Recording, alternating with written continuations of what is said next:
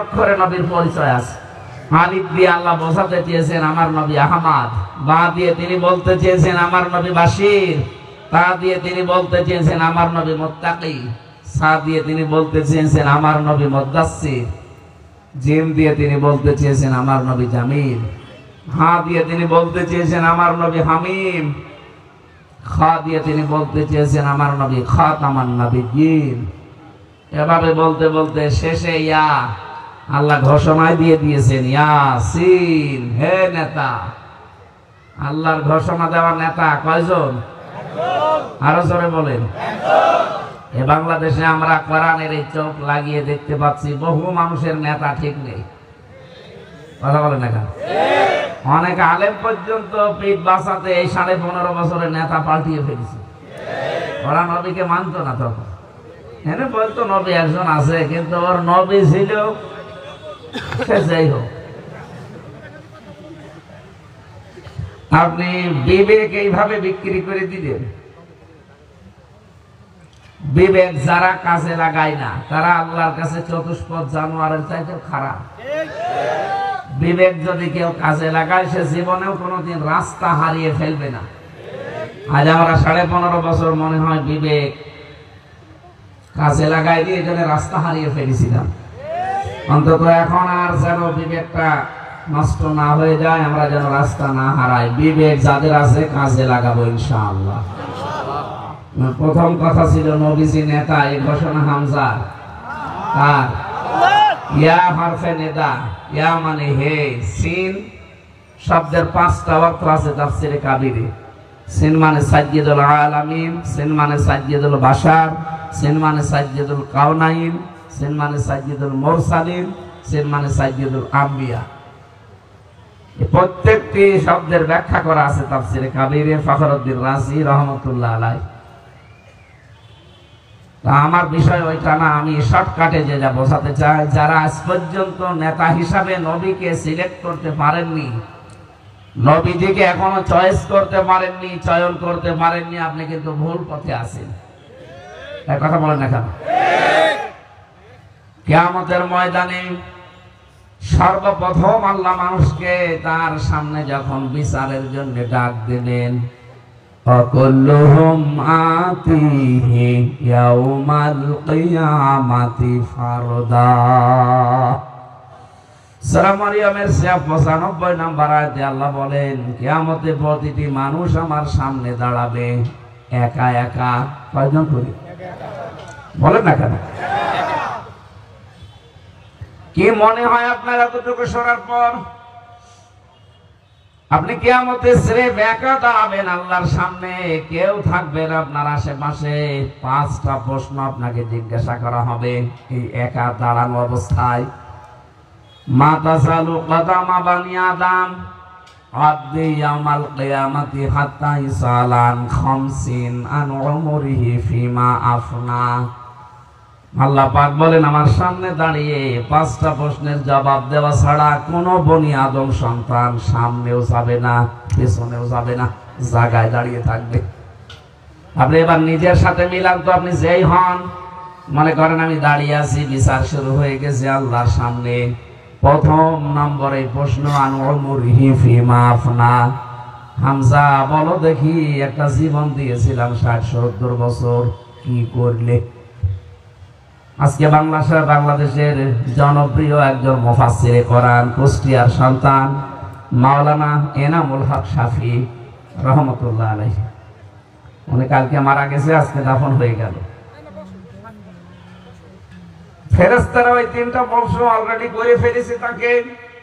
মার রব্বুকা ওয়া মান নাবিয়্যুকা মান হাযার রাজুল। যদি 3টায়, এই 3টার ভেতরে প্রথমে 5, দ্বিতীয় 5 আর পরেরটায় 2, এই 12টা বিষয় যদি দুনিয়াতে উনি মেনে চলতে পারে, এই কবরে এতক্ষণ আল্লাহ জান্নাতের বিছানা বিছিয়ে দিয়েছে। আর যদি 12টা উলট পালট হয়, কবরে উনি যত বড় মুফাসসির হোক, মুহাদ্দিস হোক, যত বড় নাম করা দায়ী আল্লাহ হোক, কবরে কিন্তু এখনই আযাব শুরু হয়ে গেছে। কথা বলেন না? আমি যেটা বলছি এটা কবরের বিষয় না, এটা কিয়ামতের ময়দানের বিষয়। আল্লাহ পাক আপনাকে দাঁড় করিয়ে বলবে জীবনটা কি করে কাটালে এইটা আগে বলো। আমাদের এমন অনেক মানুষ আছে যাদের পুরা জীবন আমার আল্লাহ একটা কাজেও লাগে নাই। কি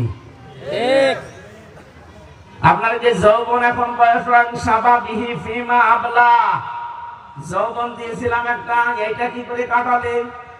আপনি নিজের বিবেকের কাছে প্রশ্ন করেন তো, আপনার যৌবন কি আল্লাহর কোনো কাজে লাগে? আপনি যৌবনে মিছিল করেন, আল্লাহর দিনের কোনো কাজ হয় না। আপনি যৌবনে লেখালেখি করেছেন, আপনার লেখনীতে আল্লাহর কোনো কাজ হয়নি।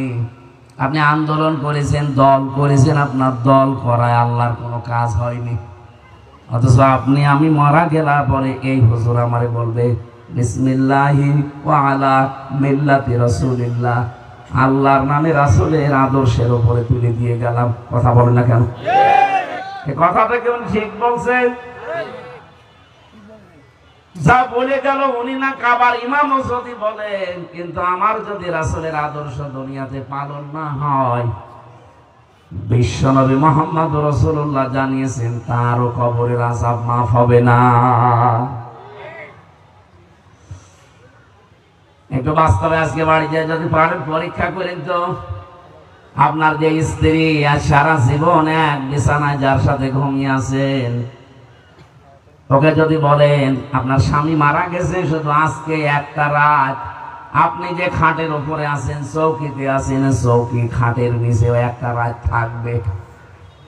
মরে যাওয়ার পরে আপনার স্ত্রী পর্যন্ত বলবে দরকার নেই, বাইরে রেখে দিন। কথা বলছেন? শুধু পরের মেয়ের দোষ না, স্ত্রী না, আপনার মাকে বলেন, মা রাজি হবে না। মাকে যদি বলা হয় আজকে আপনি যে খাটে আছেন, এই খাটের নিচে কবর খুঁড়ে এখানে আপনার ছেলেকে রেখে দেওয়া হবে, আপনি রাজি আছেন? মা আপনাকে যতই ভালোবাসুক জীবনও রাজি হবে না, বলবে না জিন আসবে। বাবা রাজি হবে না, সন্তান মেয়ে কেউ রাজি না, স্ত্রীও রাজি না। অথচ এই মানুষগুলোর জন্য আমাদের জীবনটা আমরা আজ নষ্ট করে ফেলছি। কথাগুলো হৃদয়ের কান দিয়ে শোনেন, 5 ঘন্টা লাগবে না, 10 মিনিটে আল্লাহ হেদায়েত দিয়ে দেবে। আমাল হায়াতুদ দুনিয়া ইল্লা মাতাউল গুরুর। আল্লাহ পাক বলেন পৃথিবীর জমিনটা কিন্তু ধোঁকা। কি বলেন তো? ধোঁকা। আপনি যত যাকে ভালোবাসেন ওইটা আসলেই ধোঁকা। আজকে মাওলানা এনামুল হক শাফি চলে গেল, ওনার 2টা ছেলে, একটা মেয়ে, কেউ কবরের সাথে গেছে। ওনার স্ত্রী আরো 6 বছর আগে বিদায় নিয়েছে। ওনার কত হিতাকাঙ্ক্ষী সারা বাংলাদেশে বলেন তো, এ রাজবাড়ির বিভিন্ন গ্রামে এসেছিল না? নাম শোনেননি মাওলানা এনামুল হক শাফি? কেউ সাথে আজকে গিয়েছে। পৃথিবীর যত ভালোবাসার মানুষ হোক, আজকে আমি জানা চাইছিলাম সারাটা জীবন ওনার সাথে একসাথে বসে, উনি যেহেতু স্কুলের শিক্ষক ছিলেন ধর্মীয়, যে লোকটার সাথে পাটিকা বাড়ি বাজারে সারাটা জীবন কাটিয়েছে, স্কুলে যাওয়ার সময় একবার, বের হওয়ার সময় একবার। ওই ডাক্তার সাহেব উনি কথা বলার আগে দেখলাম কেঁদে ফেলেছে, কিন্তু সেই লোকটাও কবরে সাথে যায়। কথা বলেন না কেন? আমি সহ আমার নিজের জন্য বলছি, পৃথিবীর এই জমিনটা পুরা ধোঁকা। এখন যদি আমি হামজা মারা যাই, 100 বছর পরে যদি ফিরে এসে কুষ্টিয়ার আমার যে বাড়ি, গ্রামে আমার হাল সাইজে বাড়ি, আমি যদি এসে বলি এই বাড়িটা আমি বানিয়েছিলাম, 100 বছর পরে হয়তো আমার ছেলে আবার মেয়ের মেয়ের মেয়ে এরা বাস করবে। কি খুব বেশি হলো না, 2 পুরুষের পরে আমার মেয়ের যে মেয়ে আছে বা ছেলে আছে, তার ছেলে, এরকম 3 পুরুষ বাস করবে। আমি আসার পরে ওরে বাড়িতে ঢুকতে দেওয়া দূরের কথা, মাত্র 100 বছর পরে ঢুকতে তো দেবে না, বলবে কে আপনি, কিসের হামজা, থাকার জায়গা পাচ্ছেন না, 6 রাস্তা মোড়ে মসজিদ আছে, বারান্দায় থাকেন, সকালে ফোটেন। বেশি বলে ফেললাম? এটা হবে না? হবে না? এইটাই প্রত্যেকের জীবনের বাস্তবতা। এখানে কাউকে সুখী করতে গিয়ে, কাউকে খুশি করতে গিয়ে, কাউকে আরামে রাখতে গিয়ে আমরা যেন অবৈধ কোনো পথে না পা বাড়াই। আজ বহু মানুষ অন্যকে খুশি রাখতে গিয়ে সুদ, ঘুষ, হালাল হারাম দেখা দেখি নেই। বাবা শাহজালাল মদের কাছে কুত্তা বিড়াল সব হালাল। এটা চলছে না এখন? একটু যদি চিন্তা করতো আমার এই সম্পদ কে খাবে, আমি তো এত সম্পদ জীবনও খেয়ে যেতে পারবো না। একটা লোক এই 15.5 বছরে শুনলাম 620টা বাড়ি বানিয়েছে। ওর যদি এখন 60 বছর বয়স হয়, আর খুব বেশি হলো না 20 বছর বাঁচবে, এই 20 বছরে ও 620টা বাড়িতে থাকতে পারবে? কথা বলে না কেন? ঠিক মারা যাবে। মারা যাওয়ার 100 বছর পরে যদি এসে বলে 620টা বাড়ি আমি বানিয়েছিলাম, আমার যারা ওখানে বাসিন্দা হবে পিটিয়ে বের করে দেবে। এটা কি ঘটবে না ঘটবে না বলেন? অথচ এই মানুষগুলো বেগম পাড়া বানিয়েছে, সাহেব পাড়া বানিয়েছে। সুইস ব্যাংকে এদের টাকার অভাব নেই। কি করবেন এত টাকা নিয়ে? কর্নেল ফারুক খানের দিকে তাকান, কালকে দেখলাম লোকটা কত অসহায়। চেহারার দিকে তাকিয়ে মনে হচ্ছে আর নিজে নড়তে পারে না, আর একজনের সাহায্য মানে লাঠির সাহায্যে নড়ছে। এই অবস্থায় যদি প্যারালাইজড হয়ে যায়, আর ওনার যত মামলা, সারা জীবন কুকুর শ্রীগালের মতো ওই জেলখানার ভেতরে আসামিদের লাঠি গোটা খাওয়া লাগবে। কারণ ওরা টাকা পাঠাবে কে? সব তো পালিয়েছে। জেলের এই 3টা বছরে আমি দেখেছি, ভেতরে যদি বাইরে থেকে টাকা না পাঠান, আপনি যত বড় দামি লোক হন, আপনার কোনো মূল্য ওখানে নেই। ওই লাঠি গোটা খাওয়াই লাগবে, অথবা সরকারি খাবার খেয়ে হয় মরে যান, নাই বেঁচে থাকেন, যা করবেন করেন। কি হলো এদের এই সমস্ত জমি জায়গাগুলো? কোরআনে কারিমে আল্লাহ একেবারে মনে হচ্ছে হাতে ধরে আমাদেরকে হাত ধরে চোখে আঙ্গুল দিয়ে দেখাচ্ছেন। এটা সূরা নমলের 52 নম্বর আয়াতে আছে, ফাতিলকা বুয়ুতুহুম খাবিয়াতাম বিমা যালামু। আল্লাহ পাক বলেন একটু তাকান, এই সেই বাড়ি, বাইতুন না দিয়ে বুয়ুত দিয়েছেন। এই যে এই সেই বাড়িগুলো, খাওয়াবিয়াতান, যেগুলো উজাড় গৃহ বানিয়ে দিয়েছি, জনশূন্য করে দিয়েছি, সার শূন্য করে ফেলেছি। বিমা যালামু, এদের জুলুমের কারণে। এই মানুষগুলো জুলুম করেছিল মানুষের উপরে, এই জন্য এদের বাড়ি ঘর, এদের অফিস আদালত পর্যন্ত আমি আল্লাহ উজাড় গৃহ বানিয়ে দিয়েছি। এটা যে কত বড় বাস্তব, আপনি কুষ্টিয়ার হানিফ সাহেবের বাড়ির দিকে তাকান। আগস্টের 5 তারিখের বিকাল 5টা বাজতে বাজতে ওর বাড়ির ইট পর্যন্ত জনগণ খুঁজে নিয়ে চলে গেছে। আমি 6 তারিখে সকালবেলা গিয়েছিলাম দেখার জন্য, যে দেখি পায়খানার প্যান্ট পর্যন্ত নেই। দামি প্যান্ট তো। আমি হাসির জন্য বলি নাই, বাস্তবতা এইটা কিনে বলেন। শুধু কুষ্টিয়া না, রাজবাড়ির দিকে তাকান। কয়েকদিন আগে আমি চুয়াডাঙ্গায় গিয়েছিলাম, দর্শনার্থী এমপি ছিলেন, ওর বাড়ি ঘর পর্যন্ত মানুষ ভেঙ্গে চুরে আগুন লাগিয়ে দিয়েছে। বাড়ি এখন উজাড় গৃহ, মনে হচ্ছে জাতীয় টয়লেট হয়ে গেছে। আল্লাহ এতটুকু আয়াত শেষ করে দেননি, এর পরে আয়াত নেই। ইন্না ফি যালিকা লাআয়াতাল লিকাওমিন ইয়ালামুন। রব্বুল আলামিন বলেন, কেন আমি এগুলো তোমাদের কাছে বললাম? ফাতিলকা বুয়ুতুহুম, এই সেই ঘর, এভাবে কেন দেখালাম জানেন? অবশ্যই এর ভেতরে শিক্ষা আছে, লাম তাকিদ। এটা ইন্না ফি যালিকা লাআয়াতাল লিকাওমিন ইয়ালামুন। যারা জ্ঞানী মানুষ, এই সম্প্রদায়ের জন্য এখানে শিক্ষা আছে। শিক্ষা কি? 15.5 বছরে এত জুলুম, এত অত্যাচার, এত দাপট, এত কিছু থাকার পরও যদি ওদের বাড়ি ঘর আমি আল্লাহ উজাড় গৃহ বানিয়ে দিতে পারি, এখনো শয়তান আরো বাড়িতে বাস করে না। কারণ যত মানুষ টয়লেট করছে, শয়তান থাকবে কি করে?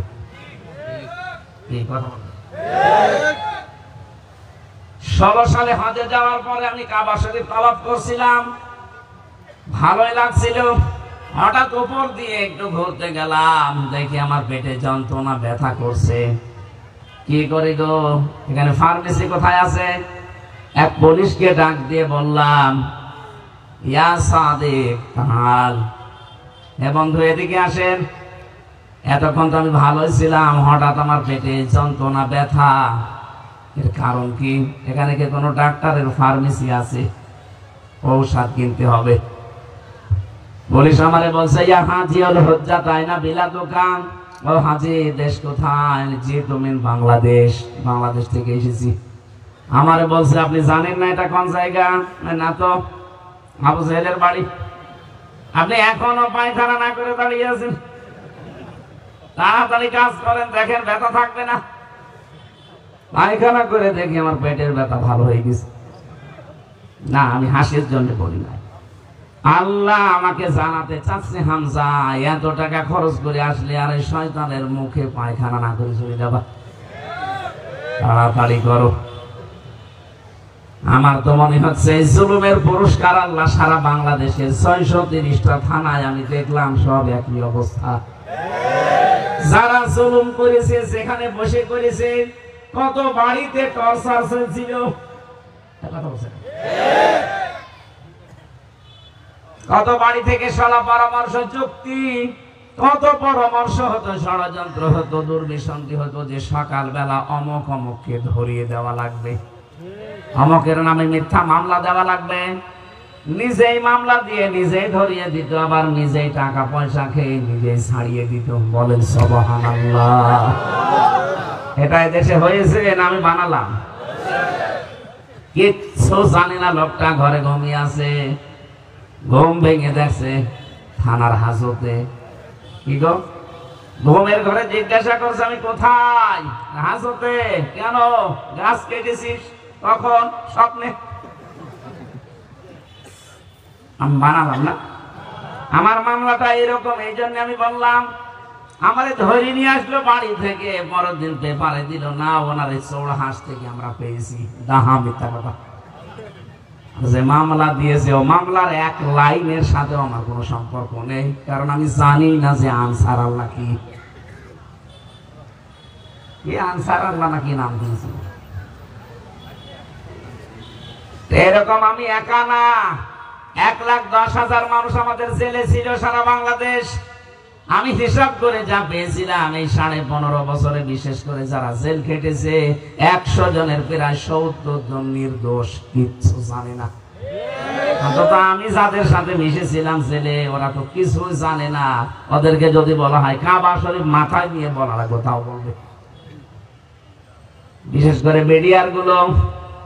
আর 1 মাস পরে লোকটা রিটায়ার্ড হয়ে যাবে, এখন তার বয়স 60-65 বছর। আর 1 মাস 1.5 মাস ছিল তার চাকরি, সে কোনোদিন কোনো অন্যায় জেনে শুনে করতে যাবে, অথচ তার মিথ্যা মামলা দিয়ে 14 বছর জেলে রেখে দিয়েছে নির্বাহী আদেশে। ওনারা আমারে বলতো, হুজুর আমাদের যদি শাস্তিও দিয়ে দেয়, আমাদের প্রশাসনে একটা নিয়ম আছে, আমাদের সর্বোচ্চ শাস্তি দিতে পারবে এই মামলায় 7 বছর, অথচ 14 বছর পড়ে আছি, জামিন দেয় না। মাঝে মাঝে তাহাজ্জুদ পড়তে যখন উঠতাম রাতের বেলা, দেখতাম ওই বুড়া লোকটা আহ করে একটা আওয়াজ দিত। আমার মনে মনে হতো আল্লাহ আরো সে পর্যন্ত আওয়াজ চলে গেছে। বহু মানুষ এভাবে বিনা কারণে ছেলে পড়ে আছে। এই লোকটা 14 বছরের একটা মেয়ে আছে, ছেলে আসার নাকি 1 মাস আগে মেয়েটা হয়েছিল, এখনো পর্যন্ত মেয়েটাকে দেখে না, ওই মাঝে মাঝে দেখা করতে আসে। তাই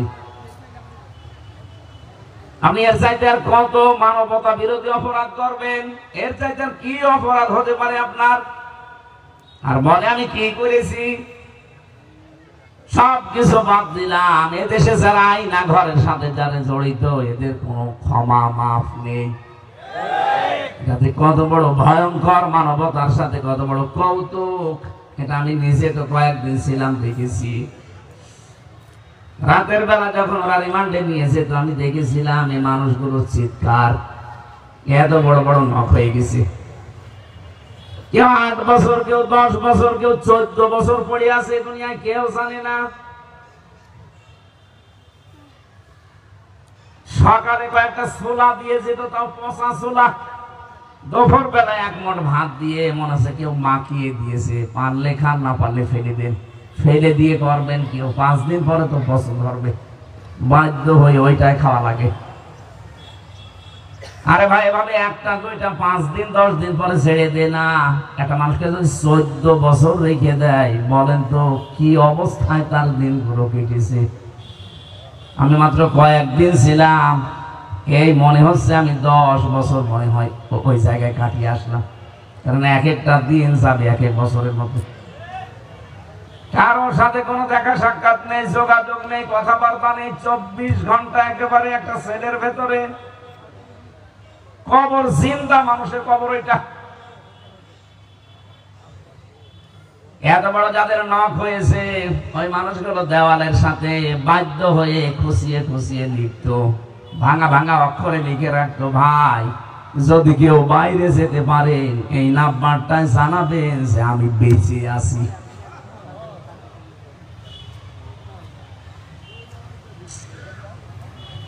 আর আপনি বলেন আমি কি করেছি? আপনি কি করেছেন? আপনাকে যদি 1000 বার ফাঁসি দেওয়া হয়, তারপরেও আরো 10 বার ফাঁসি দেওয়া হয়। কি করেছেন মানে আমি নিজে সাক্ষী না? আমি যখন ছিলাম আমার মনে মনে হচ্ছিল যে ইলিয়াস আলী এখনো বেঁচে আছে।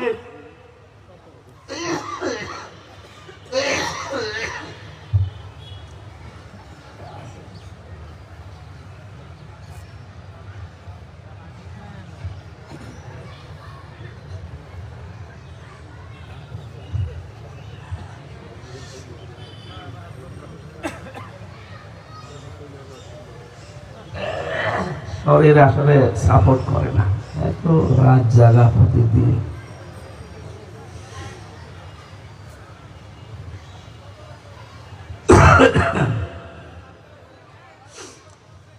রাজবাড়িবাসী যে কথা বলার জন্য পর্যন্ত নিয়ে এসেছিলাম, কিয়ামতের ওই কঠিন ময়দানে মনে করেন আপনি আমি দাঁড়িয়ে আছি একা একা, কয়জন করে? আরো জোরে বলেন। এই আয়াত থেকে যেটা প্রমাণ, বাংলাদেশ, ভারত আর পাকিস্তানের জন্য আজ হাজারো পীর নামে কলঙ্ক। এরা ভণ্ড পীর, মানুষকে এরা বোঝাতে চায় যে কিয়ামতে আমরা আছি, তোমার চিন্তা নেই। আরে ভাই কিয়ামতে তো আপনি একা উঠবেন সর্বপ্রথম।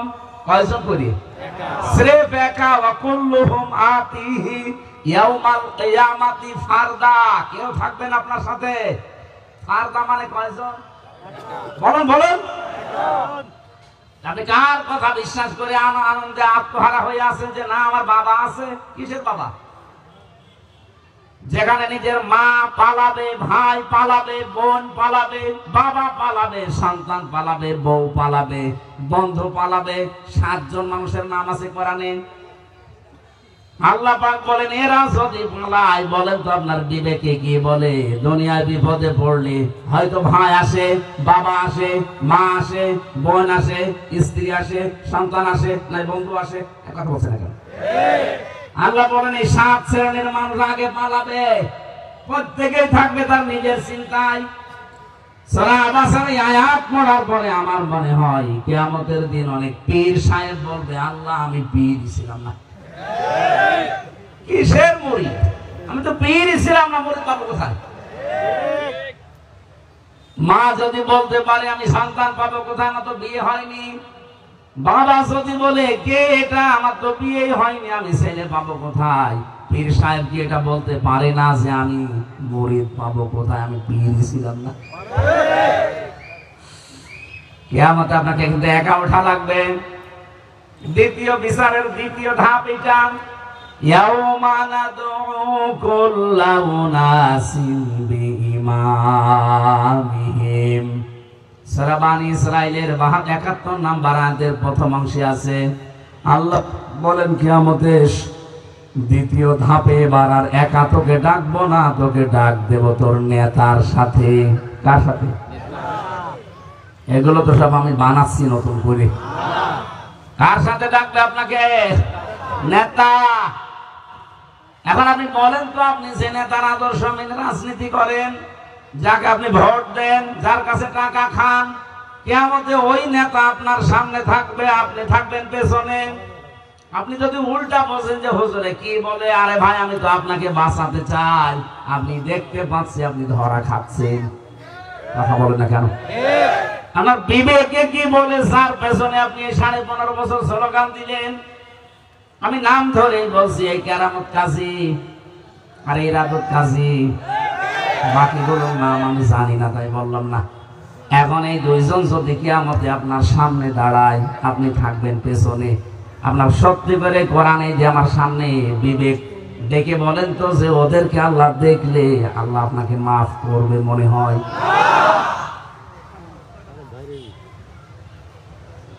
এখনই যদি বলছেন না ওর পেছনে আল্লাহ আমারে দেখলে আল্লাহ আমাকে মাফ করবে না, অথচ এইটাই আমরা জীবনে করে গেলাম। এরপরেও যদি কারো বিবেকের দরজায় তালা না খোলে, আমার মনে হয় মবুর ছাড়াও তালা খোলা সম্ভব না। ওয়াজ দিয়ে হবে না, বুখারী শরীফ বাকারী শরীফ এগুলো হবে না, মবুর লাগবে। বিবেকটা তালা খোলেন, এমন মানুষের পেছনে থাকা লাগবে যে মানুষটাকে দেখলে আপনারও ভালো লাগে, আল্লাহরও ভালো লাগে। আপনি বলেন এমন মানুষের পেছনে আপনি আছেন যাকে দেখলে আল্লাহর কথা মনে হয় না, আপনি এমন মানুষের পেছনে আছেন যাকে দেখলে শয়তানের কথা মনে হয়। একটা মানুষ 40-50 থেকে কিয়ামত পর্যন্ত হায়াত পেলেও 620টা বাড়ি বানাতে পারবে না, অথচ 5.5 বছর উনি মন্ত্রী হয়ে এতগুলো বাড়ি বানিয়েছে, সব বৈধ টাকা।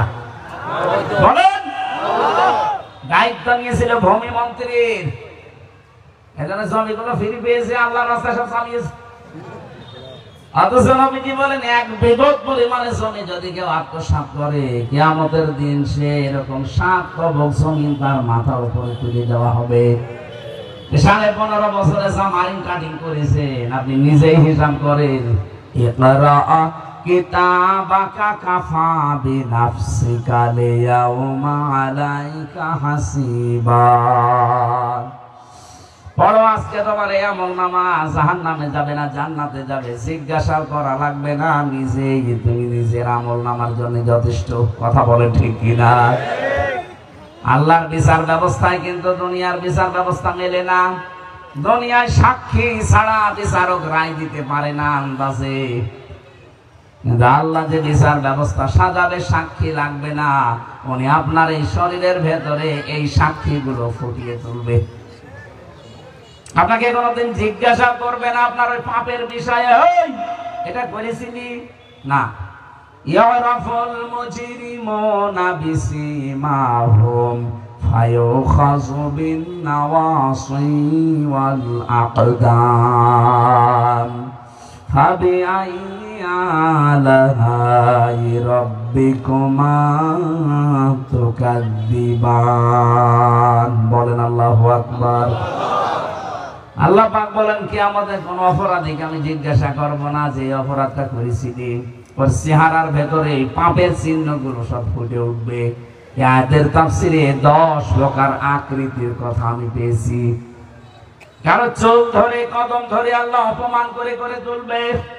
খুযুহু ফাগুল্লুহু সুম্মাল জাহিমা সাল্লু সুম্মা ফি সিলসিলাতিন যারউহা 70 দিরআন ফাসলুকু। ডাক দিয়ে বলবে ফেরেশতারা এই নাফরমানকে ধর, 70 গজ শিকল দিয়ে বেঁধে ফেল। ওয়াসিকাল্লাযীনা কাফারু ইলা জাহান্নামা যুমারা। এবার পেছন দিয়ে ধাক্কা দিতে দিতে জাহান্নামে ফেলে দে। এই যে 70 গজ শিকলের কথা আল্লাহ কেন দিলেন? 3-4 হাত শিকল হলেই তো মানুষকে বেঁধে ফেলা যায়। 70 গজের কথা কেন দিয়েছেন? কারণ এটা দিয়েছেন ওকে অপমান করার জন্য। আদালতে যখন আমাকে তুলতো আমার আর মামুনুল হককে, আরে ভাই 3-4 হাত দড়ি হলেই তো হয়, এত বড় দড়ি মাজার সাথে পেঁচিয়ে ওরা দূর থেকে টেনে নিয়েছে, তো মনে হচ্ছে ছাগল আর গরু নিয়ে যাচ্ছে। কারণ এই যে মিডিয়াগুলো আছে এরা দূর থেকে ছবি তোলে, পুলিশের ছবি যেন না ওঠে, শুধু আমাদের মাজা আর ওই দড়ির ছবি ওঠে। শুধু মাজার দড়ি দিলে তো হয়, হাতের ভেতরে হ্যান্ডকাপ লাগিয়ে দেয়, কারো দেয় সামনে কারো পেছনে। এতটুকুই শেষ করেনি আলেমদেরকে ওরা মাজায় ডান্ডা বেড়ি, শুধু বেড়ি না ডান্ডা বেড়ি দিয়েছে, দুই পায়ের সাথে বেড়ি দিয়ে আবার মাজার সাথে ওটা সিস্টেম করা আছে। আপনি যদি নিজে ধরে না থাকেন সাদা জালি উল্টিয়ে পড়ে। আল্লাহ বলেন কিয়ামতের দিন এর চাইতে ৭০ গুণ অপমান তোরে করব।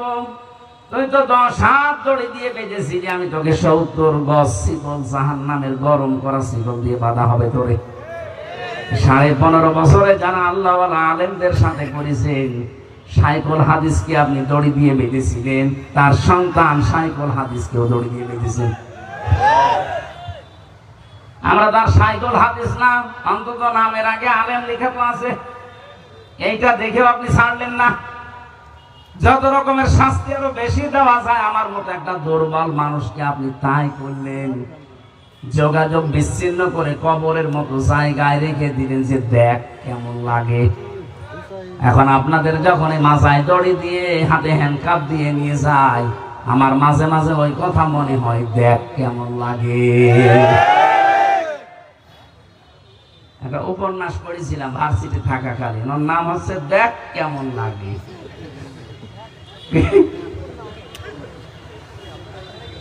শরতের লেখা পড়েননি?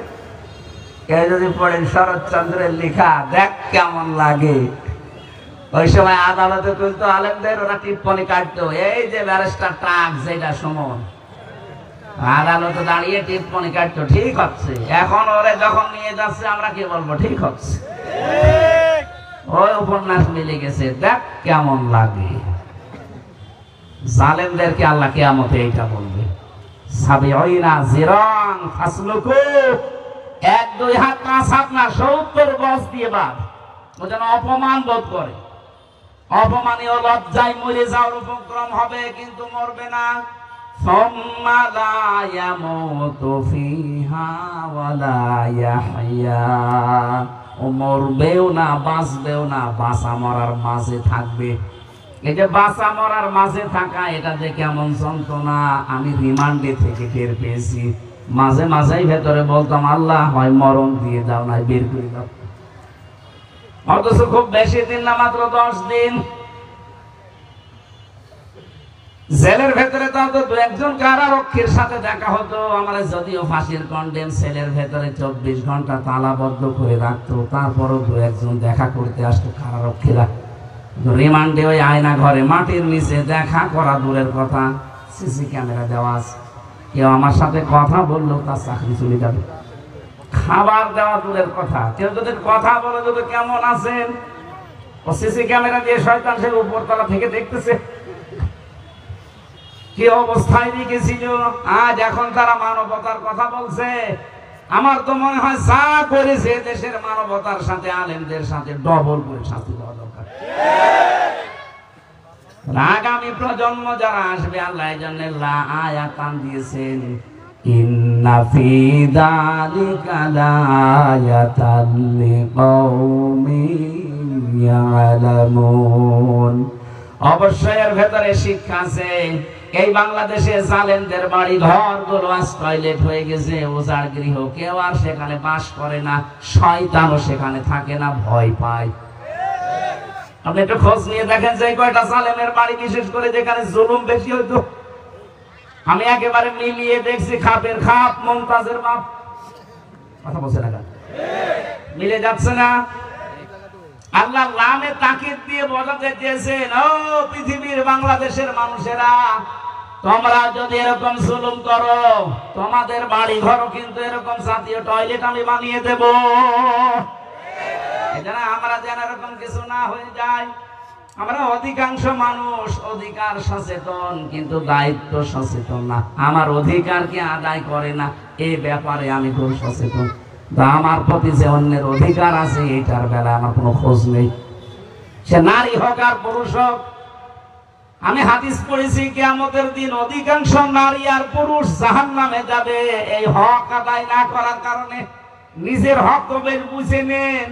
একটা মানুষ মারা গেলে 6টা হক আমার উপরে, কয়টা বলেন বলেন? ও মারা গেলে ওরে দাফন কাফনের ব্যবস্থা করো, জানাজায় হাজির হওয়া। 2 নম্বর, আয় শোনেন, কেউ যদি মারা যায়, ওর যদি দাফন কাফন জানাজা না হয়, ওই দোষ তার নিজের, বলেন না দোষ। আমরা যারা জীবিত আছি আমাদের দোষ কেন? কারণ মরে যাওয়ার পর আর কোনো দায়িত্ব নেই। ওর দায়িত্ব থাকবে মরে যাওয়ার আগ পর্যন্ত। ওয়াবুদ রাব্বাকা হাত্তা ইয়াতিয়াকাল ইয়াকিন। আল্লাহ পাক বলেন তুই ইবাদত করবি ওই পর্যন্ত যতক্ষণ মরণ না আসে। তার মানে মরণ আসলে আপনার আর ইবাদত বন্দেগী করা বলেন না কেন? এরপরে করবে কারা? আমরা যারা বেঁচে আছি তারা। কি ইবাদত? আমার যে হক তার উপরে, উনি যে আমার কাছে অধিকার রাখে, হক, ওনার জানাজার ব্যবস্থা করা, দাফন কাফনের ব্যবস্থা করা, এটা কি করবে সে নিজে নিজে? যা আমরা যারা জীবিত আছি তারা। তাকে দেখলে সালাম দেওয়া, সে দাওয়াত যদি দেয় সে দাওয়াত গ্রহণ করা। এই দাওয়াতের 2টা অর্থ হতে পারে, খাবারের দাওয়াত বা ইসলামের দাওয়াত। আজ আমরা অনেকে খাবারের দাওয়াতও গরিব বলে নিতে চাই না, আর ইসলামের দাওয়াত শুনলে আগুন ধরে যায়। কথা বলেন না কেন?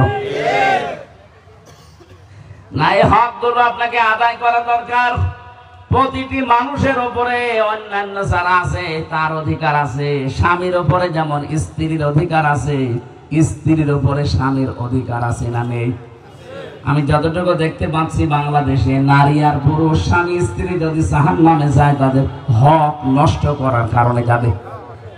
কত মহিলা ওই যে বসে আছে দেখছেন না, দাঁড়িয়ে আছে, কালো বোরকা পরা, 5 ওয়াক্ত নামাজ পড়ে, রোজা রাখে, মনে আছে আসমান থেকে জান্নাত থেকে পালিয়ে চলে এসেছে। অথচ অধিকাংশ মেয়ে লোকেরা স্বামীর প্রতি নাশকরিয়া, স্বামীর সাথে কুফরি, স্বামীর মনে কষ্ট দেওয়ার দোষ আছে না নেই? আমি যত মেয়ে লোকের জান্নাতি জীবন পড়েছি তার ভেতর হযরতে আসিয়া। আপনার স্বামী খারাপ আমিও জানি, আমি জানি। আপনি এবার দোয়া করবেন যে হুজুর মরুক, আমি মরবো, তারপরও বলবো আপনার স্বামী খারাপ, কিন্তু ফেরাউনের মতো খারাপ না। আপনি জানেন ফেরাউন কেমন খারাপ ছিল? নিজের স্ত্রীর হাতের ভেতরে পেরেক লাগিয়েছে, পায়ের ভেতরে পেরেক লাগিয়েছে, কপালের ভেতরে পেরেক লাগিয়েছে, মাথার উপরে গরম তেল ঢেলে দিচ্ছে, চুলগুলো সব উঠে উঠে চলে যাচ্ছে। যে ভয়ঙ্কর বর্ণনা দিলাম, ইবনে কাসিরের বলেন তো আপনার স্বামী এটা করেছে? হ্যাঁ, 2 একদিন হয়তো 2 একটা মারতে পারে, তাও আপনার দোষের কারণে মারে। কথা বলছেন না? স্বামী যারা আছেন জোর বলছেন না, আপনার দোষের কারণে মারে। আপনার দোষ কি? স্বামী হিসাবে তার 4টা হক আপনার উপরে আছে। ইদা নাযারা ইলাইহা সাররাতুহু, নবীজি বলেন স্বামী যখন বাইরে থেকে আসবে, তোমার যত কাজ থাক, আগে স্বামীকে অভ্যর্থনা জানাবে, স্বামীকে স্বাগতম জানাবে, তার হাসি খুশির ব্যবস্থা করবে। এটা 100 জনের 98টা মহিলা করে না, মনে করে এ আর কি, এ আর কি মানে? আপনি টের পান কি করে আসলো? মাথার ঘাম পায়ে ফেলে আপনার মুখে হাসি ফোটাতে এত কষ্ট করে বাইরে থেকে আসে, তাকে একটু হাসি খুশি, তার আনন্দ ফুর্তি, তাকে একটু অভ্যর্থনা জানানো, স্বাগতম দিয়ে একটু ধন্যবাদ দেওয়া আছে, না তুমি খুব কষ্ট করো আমাদের জন্য, এসব না 14 রকমের বায়নার কথা তুলে ধরে ওই সময়। এমনি মাথা গরম হয়ে আছে, তখন পিটাবে না, করবে কি? পিটাবে, কোনো অসুবিধা নেই। 4 জায়গায় বাপ দিয়ে মারবেন, মাথায় মারবেন না, মুখে মারবেন না, বুকে মারবেন না, পিঠে মারবেন না, মাজা থেকে শুরু করে এমন জায়গায় মারবেন যেন দেখাতে না পারে। না, আমি মারার জন্য উদ্বুদ্ধ করছি না, কিন্তু এরা মায়ের খায় এসব কারণে। স্বামী বাইরে থেকে আসে, ওরা যে প্রথম দায়িত্ব, ইদা নাযারা ইলাইহা সাররাতুহু, তাকে আনন্দ দেওয়া, তার ক্লান্তি যেন দূর হয় আপনার আচরণ দেখে, আপনার ব্যবহার আচার দেখে, আপনার চেহারা দেখে। না বাংলা 5-এর মতো করে আছে, দেখলে ছাতাছা ছিল, রাগ আরো ডবল বাড়ে। এরকম বউ আছে কার? হাত তোলেন তো।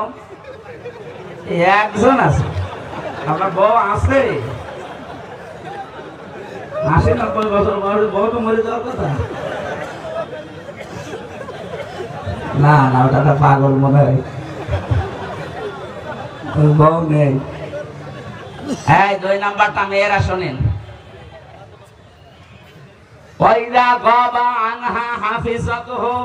স্বামী যখন বাইরে যাবে, নেককার মহিলার গুণাগুণ হচ্ছে সে তার শরীরকে ইজ্জত আবরু, স্বামীর সন্তান এবং স্বামীর সম্পদকে সে হেফাজত করবে।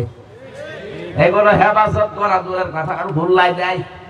মোবাইল একটা হাতে ধরিয়ে দিয়েছে, সারা দিন সারা রাত বসে বসে আপনার বাচ্চা দেখে, আর আপনি সারাদিন শুধু সিরিয়ালে আছেন।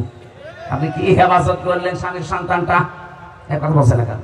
আপনার তো এটা দায়িত্ব ছিল স্বামীর সন্তানটা হেফাজত করে রাখা। আপনি একটা শিক্ষিত মেয়ে লোক, স্বামী বাইরে গেছে, তখন আপনি দিন পেয়েছেন, বন্ধ নিয়ে এসে আপনি আনন্দে আছেন, মোবাইলে তখন কথা বলার বাহার তৈরি হয়, কবিরা গুনাহ হবে আপনার।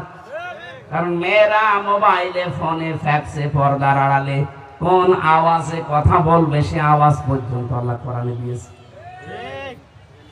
সূরা আহজাবের 22 নম্বর আয়াতে আল্লাহ জানিয়েছেন, ইয়া নিসান নাবিয়্যি লাস্তুন্না কাআহাদিম মিনান নিসা, ইলা আখির আয়াত। তাফসীর খাজানের ভেতরে আছে, আল্লাহ পাক বলেন, হে নবীর স্ত্রীরা, যদি বাইরের কারোর সাথে কথা বলতে চাও, পর্দার আড়াল থেকে হোক, হেজাবের বাইরে থেকে হোক, এটা তো এখন আধুনিক ব্যাখ্যা করা লাগবে, মোবাইল, ফোন, ফ্যাক্স। আপনি যদি মোবাইলেও কারোর সাথে কথা বলতে চান, ওটা যদি পরপুরুষের গলা হয়, সে আপনার দোলা ভাই হোক। দোলা ভাই পরপুরুষ না? কথা বলছে না কেন? শুধু 14 জন পুরুষ মানুষ বাদ দিয়ে কয়জন? আরো জোরে বলেন। হ্যাঁ, আপনার বাবা যদি হয়, আপনার আপন ভাই হয়, আপনার বোনের ছেলে হয়, বোনের মেয়ে হয়, আপনার মেয়ের যে স্বামী আছে ওইটা যদি হয়, কি হয় এটা সম্পর্কে? জামাই। এইরকম আপনার আপন খাল মামা হয়, আপন চাচা হয়। এরকম 14 জন পুরুষ মানুষ বাদ দিয়ে যদি কাবা শরীফের ইমাম সাহেব যদি কল দেয় আপনাকে, মোবাইল ধরবেন, কথাও বলবেন। কথা মিথ্যা কথা বলা যাবে না, সত্য কথাই বলা লাগবে, কিন্তু ভাষা হবে রাগ রাগ, রুক্ষ সূক্ষ্ম। মেজাজ গরম করে কথা বলবেন, ওয়ালাইকুম আসসালাম, কি চাই আপনার? কারে চান? আপনার স্বামীরে, সে বাড়ি নেই, কোথায় গেছে জানি না। এমন কাজ করবেন ও যেন বোঝে আল্লাহ কি মহিলা না আজরাইল। আর যদি আপনি শাবনূরের কণ্ঠ দিয়ে শুরু করেন, কি বিয়াই বলেন, আপনি 1 দিন 2 দিন 5 দিন পরে দেখবেন শয়তান আপনারে দিয়ে আল্লাহর রাস্তায় পাঠিয়ে দিয়েছে। মেয়েরা কি আওয়াজ নিয়ে কথা বলবে সেইটা যদি আল্লাহ কোরআনে দেয়, মেয়েরা কিভাবে রাস্তাঘাটে হাঁটবে ওইটা কোরআনে নেই। এরপরের আয়াতে আছে, তাবাররাজনা তাবাররুজাল জাহিলিয়াতিল উলা। এ তাবাররুজের অর্থ 3টা। 1 নম্বরে মেয়েরা যখন রাস্তাঘাটে আসে তখন তাদের সাজগোজ বেড়ে যায়, এটা জাহিলি যুগের মেয়েদের কারবার। এই জন্য কোন মহিলা যদি নিজের সাজগোজ বাড়িয়ে রাস্তায় আসে, ও জান্নাতের ঘ্রাণও পাবে না। আপনি সাজগোজ করবেন, মাস্ট বি করেন আপনার স্বামীর জন্য, শুধু ঘরে নিজে সাজগোজ করে স্বামীর সাথে হাত ধরে যাচ্ছেন বাজারে, স্বামী খুশি করার জন্য না পাবলিক? আপনি দায়িত্ব, আপনার স্বামীও দায়িত্ব। 2 নম্বরে যখন রাস্তাঘাটে আসে তখন ওদের পোশাক হয়ে যায় ছোট খাটো, 8 শার্ট। এখানে মেয়েদের চোস পায়জামা পরা যায় না। কি কথা বলছেন? এমন এমন স্কিন টাইট জামা এখন গেঞ্জি এখন বের হচ্ছে, যেটা বাবার সামনে পর্যন্ত মেয়েরা গায়ে দিতে পারে না। কথা বলে না কেন? অথচ ওইটা পরে উনি দোলা ভাইয়ের সামনে যাচ্ছে, বলে আয় এ আর কি বড় ভাই, বড় ভাই। কয়েকদিন পরে যে আল্লাহ রাস্তায় নিয়ে চলে যাবে। 3 নম্বরে মেয়েরা রাস্তায় আসলে তখন মাজা হেলা দোলা করে চলে। এই 3টা অর্থ তাবাররুজের। নবীজি বলেন, 3টার একটাও যদি কোনো মেয়ে লোকের ভেতরে পাওয়া যায়, ও নামাজ পড়তে পারে, রোজা রাখতে পারে, মুসলমান দাবি করতে পারে, এরপরও জাহান্নামে যাবে। স্বামীর বিষয়টা তুলেছিলাম কেন? তিন নাম্বার আপনার দায়িত্ব তুইনু আলা দীনি জাওজাতিহা, আপনার স্বামীকে দ্বীনের কাজে সাহায্য করবেন। সে যদি মানবতার সেবা করে, দ্বীন প্রচার করে, দ্বীন কায়েমের চেষ্টা করে, তাকে সাহায্য করবেন, ছাড় দেবেন, উৎসাহ দেবেন না, আপনি আরো বাধা দেন। এই কথা বলেন না কেন? চার নাম্বার, স্বামী যেটা পছন্দ করে, আপনি যদি সত্যি জান্নাতে যেতে চান, স্বামীর এই হুকুমের গুরুত্ব দেবেন। আর স্বামীর জায়েজ কাজ যেটা পছন্দ করে, আপনাকে ওইটা পছন্দ করা লাগবে।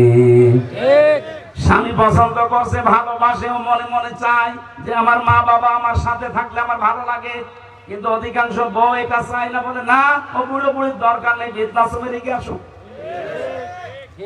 গত পরশু দিনও গিয়েছিলাম সিনাইদা শৈলকো ভাই, দেখলাম বৃদ্ধাশ্রম উদ্বোধন করছে, আমার দিয়ে করাবে, অথচ বৃদ্ধাশ্রম বানানো জায়েজ নেই। কোরআনে কারিমের সূরা বানি ইসরাইলের 22-23 নাম্বার আয়াতের দলিল আছে। বৃদ্ধাশ্রম কিসের বৃদ্ধাশ্রম? যেই কয়টা বৃদ্ধাশ্রমে দেখলাম, ওই রাঙ্গামাটির লঙ্গদুপ, এদিকে নীলফামারীর কিশোরগঞ্জ থানা একটা বৃদ্ধাশ্রম, আর এই ঝিনাইদহের শৈলকুপায়, যতগুলো মা বাবাকে দেখে এসেছি এই লাইনে 50টা, এই লাইনে 50টা বসে আছে। প্রতি মা বাবার চোখের দিকে তাকিয়ে দেখেছি ওরা ছেলের জন্য মেয়ের জন্য বরদোয়া করছে। জীবনে আমরা শান্তি পাবো না, আমাদের শান্তিটা আপনারা নষ্ট করছেন, আপনাদের নিজেদের কপালে আগুন লাগাচ্ছেন। আপনি বউ, আপনি তো ডাইনি। এরকম ডাইনি কার কার ঘরে আছেন? নির্দ্বিধায় হাত তুলে দেখান, দেখান। তাও একজন আছে, আলহামদুলিল্লাহ। হযরতে আসিয়ার কথা বলছিলাম, এই এদিকে তাকান। এমন কঠিন পরিস্থিতিতে স্বামী আল্লাহ রাব্বুল আলামিন নিজে জান্নাত জিবরাইলকে দিয়ে বললেন, নিয়ে যাও আমার বান্দির সামনে। ইদি ক্বালাত রাব্বি বিনিলি ইনদাকা বাইতান ফিল জান্নাতি ওয়া নাজ্জিনি মিন ফিরআউনা ওয়া আমালিহি ওয়া নাজ্জিনি মিনাল কওমিজ যালিমিন। এখানে দুইটাই নাজ্জিনি, একালে করে টান আছে। জান্নাত উনি দেখার পরে বললেন, রব্বুল আলামিন তুমি জান্নাত পাঠিয়েছো, আমি খুশি হয়েছি, কিন্তু জান্নাতের ভেতরে এমন একটা ঘর আমার জন্য বানাও যেখানে বসে সব সময় তোমাকে দেখা যায়। তোমাকে আরেকটা কথা আমি আহ্বান জানাই, আরজি করি আল্লাহ তোমার কাছে, আমার স্বামী সে নিজে এবং তার দলবল দিয়ে আমার উপর অত্যাচার করায়, এটা দেখে যেন তুমি রেগে যেও না। তুমি আমাকে, আমার স্বামী এবং তার যে অত্যাচারিত বাহিনী আছে, অত্যাচার যাদেরকে দিয়ে করে, এই জালেমদের হাত থেকে তুমি আমাকে বাঁচাও, কিন্তু আমার স্বামীর উপরে তুমি গজব দিও না। কত বড় কঠিন পরিস্থিতিতেও স্বামীর জন্য বরদোয়া দেয় না। আর এখনকার কিছু হলে উল্টা পাল্টা এই কথা বলছে না, একটা শাড়ি কম হলে আপনি গালি দেন, একটা সাবান কম হলে আপনার মন পাওয়া যায় না। আপনি কিসের বউ? আমার মনে হয় আপনি অন্যের বউ। নবীজি জানিয়েছেন, কোন স্ত্রী যদি এটা সত্যি চায় যে আমার স্বামী আরো বেশি দিন বেঁচে থাক, আমার স্বামীর হায়াত আরো বেড়ে যাক, তার সন্তান, তার সম্পদ, তার মান সম্মান, প্রভাব প্রতিপত্তি, তার যশ খ্যাতি আরো বেড়ে যাক, এই স্ত্রী যেন সব সময় তার স্বামীর পেছনে এইভাবে লেগে থাকে, স্বামী তুমি আর যাই করো, অন্তত তোমার সাথে রক্তের সম্পর্ক যাদের যাদের আছে এইগুলো ভালো করে ঠিক রাখো। 100 ভাগের 98টা স্ত্রীর কারণে আমরা অধিকাংশ গুলো রক্তের সম্পর্ক আরো নষ্ট করে ফেলি। আমার সাথে আমার বোনের সম্পর্ক ঠিক থাকে না আমার বোর কারণে, কথা বলছে না। আমার সাথে আমার চাচার সম্পর্ক ঠিক নেই আমার বোর কারণে, আমার সাথে আমার মা বাবার সম্পর্ক ঠিক নেই আমার বোর কারণে, আমার সাথে আমার ভাইয়ের সম্পর্ক ঠিক নেই আমার বোর কারণে। এই যেগুলো বললাম এগুলো সব রক্তের সম্পর্ক কিনা বলেন তো? আশা করছি ইঙ্গিতে আপনি যদি জ্ঞানী মহিলা হয়ে থাকেন, বুদ্ধিমান হয়ে থাকেন, বুদ্ধিমতী হয়ে থাকেন, আপনি বুঝবেন। আর যদি আবু জাহেলের স্ত্রী হিন্দা, সে কি না কেরার মতো হয়ে থাকেন, কিয়ামতের আগ পর্যন্ত বোঝালেও আপনি বুঝবেন না। আল্লাহ পাক আপনাকে হযরতে খাদিজাতুল কুবরার মতো যেন তৈরি করে দেন, বলেন আমিন। এই পৃথিবীতে একটাই মাত্র মহিলা আল্লাহ যাকে সালাম পাঠিয়েছেন জীবিত অবস্থায়। এই জন্য আমি যেটা বোঝাতে চাচ্ছিলাম, কিয়ামতের ময়দানে যেহেতু নেতা এই শব্দটা কাজে লাগবে, এমন মানুষের পেছনে থাকা দরকার যেই মানুষটাকে দেখলে আল্লাহরও ভালো লাগবে, আল্লাহ রাজি খুশি হয়ে আমার দিকে তাকিয়ে আমাকেও মাফ করে দেবে। জোরে বলেন আমিন। সূরা নাহলের 111 নম্বর আয়াত, মাত্র একটা আয়াত পড়েছি। আজকে কিয়ামতের বিশাল ভয়াবহতা এর ভেতরে আছে। এর আগের আয়াতগুলো, পরের আয়াতগুলো আল্লাহ একটা গ্রাম সম্পর্কে আলোচনা দিয়েছেন। অগরাবাল্লাহু মাসালান ক্বরিয়াতান কানাত আমিনাতাম মুতমাইন্না। আল্লাহ একটা গ্রাম সম্পর্কে উদাহরণ দিয়েছেন। যেহেতু কোন আয়াত থেকে কথা বলতে হলে তার আগের আয়াত পরের আয়াতের সাথে সম্পর্ক কি, ওটা আগে তুলে ধরা লাগে। এখানে কিয়ামতের ভয়াবহতা আল্লাহ বর্ণনা করতে করতে এই জায়গায় এসে বলতেছেন, ইয়াউমা তাআতি কুল্লু নাফসিন তুজাদিলু আন নাফসিহা। স্মরণ করো সেই দিনের কথা, যেদিন প্রতিটি মানুষ আল্লাহর সামনে যুক্তি তর্ক নিয়ে দাঁড়াবে। মনে হচ্ছে যুক্তি তর্ক করে পার পেয়ে যাবে। দুনিয়াতে বহু মিথ্যা মামলায় সাক্ষী দিয়ে পার পেয়েছেন। কিয়ামতে যখন আল্লাহর সামনে যুক্তি তর্ক নিয়ে দাঁড়াবে, আপনি ভবিষ্যৎ তো জানেন না, আপনার ভবিষ্যৎ পর্যন্ত জানে কে? আল্লাহ। আরো জোরে বলেন আল্লাহ। রব্বুল আলামিন এতটুকু শেষ করেননি, আতওয়াফা কুল্লু নাফসিন মা আমিলাত ওয়া হুম লা ইউজলামুন। প্রতিটি মানুষকে পরিপূর্ণ করে দেওয়া হবে তার আমলে যা কাজ কারবার ছিল, ওইটুকু জুলুম করা হবে না। কুল্লু নাফসিন যায়িকাতুল মাউত ওয়া ইন্নামা তুওয়াফাউনা উজুরাকুম ইয়াওমাল কিয়ামাহ ফামান যুহজিহা আনিন নার ওয়া উদখিলাল জান্নাতা ফাকাদ ফাজ। প্রত্যেকেই মারা যাব, যা যা করলাম কিয়ামতের দিন পরিপূর্ণভাবে আল্লাহ উজরত আমাদেরকে দিয়ে দেবেন। শুধু এতটুকু আল্লাহ শেষ করেননি, হার জিত আমরা দুনিয়ায় অনেকে দেখি হারে জিতে না, আসল হার জিত, আসল খেলা হবে কিয়ামতে। কোন দিন? আল্লাহ পাক বলেন ফামান যুহজিহা আনিন নার, ওই লোকটার জীবন তো সফল যাকে আল্লাহ জাহান্নামের আগুন থেকে মুক্তি দিয়ে জান্নাত এই ঘোষণা দিয়ে দেবে। 2 নম্বর অর্থ আয়াতের এই, যাকে আল্লাহ জাহান্নামের কাজগুলো আস্তে আস্তে ছেড়ে দেওয়ার তৌফিক দেয় আর জান্নাতের কাজগুলো আস্তে আস্তে করার সুযোগ করে দেয়, এই মানুষটার জীবন সফল। আল্লাহ যেন এই লাইনে আমাদেরকে তুলে দেন, বলেন আমিন। জেলে বসে বসে কারারক্ষীদের কাছে কলম আর খাতা নিয়ে টুকে টুকে রেখেছিলাম, ওটা বাইরে এসে আমি বই আকারে প্রকাশ করেছি। সৃষ্টি জগৎ নিয়ে বইটা লেখা কয়েকদিন আগে পাবলিশ হয়েছে, কয়েকটা নিয়ে এসেছি আপনাদের জ্ঞানের পরিধি বৃদ্ধি করার জন্য। এটা যাওয়ার সময়